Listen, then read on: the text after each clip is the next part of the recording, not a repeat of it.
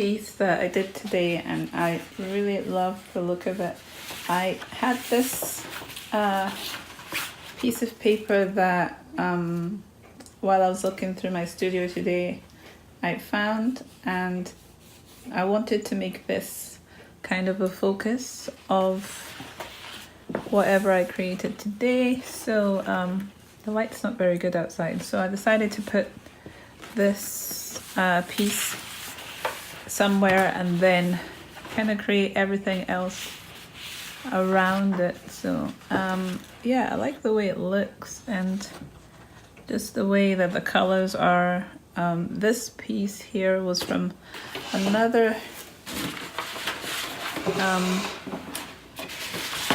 paper kind of like attempted painting that started some time ago, so I cut it out of this area here, and I like doing that where sometimes you can just create background and you might not necessarily like it, but you can use elements of it to create something else. So I always keep these kind of pieces because I can add them to make something else. So I really like this, and so I used the ink here to, and it's bled a little bit as well down here, so, and scribbled with some color, like it was watercolor pencil I think here, splashed some here, more scribbling.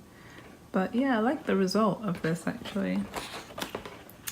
It looks a lot of fun. So sometimes when I was using different mediums, I would seal them in if I didn't want them to be moved around by other mediums. So here I use water-soluble pastels, kind of crayons that are supposed to be oily pastel-like, but they are water-soluble. So I just drew with that here just to get a pattern or something to kind of stand out in this top area here. So yeah, I wasn't planning to bring in the purple, the violet. That's what this is, the violet, but I think I like the way it looks. Sometimes when you're creating these kind of pieces, well, for me, I like to turn them around and see what I think in different directions, and then it starts to resolve itself where you go, right, okay, I think that's the way I like it. And for this, I would call it this one top heavy, because at the top it's got kind of the main object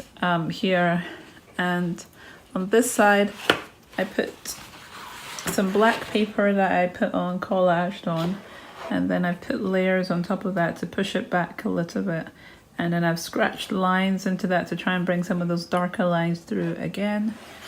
So yeah, just different things, playing with the tools and getting different effects. So I always make sure as well that most of the time I go all the way around the edges so that I get this kind of a line. So I'm always conscious of that when I'm painting the piece over, you know, with the tape on it, because I want to make sure that I get these lines to be obvious from the background, and also to have an interest, if possible, in the different corners. So it doesn't always have to be very busy, but to have an interest in all the corners of something going on.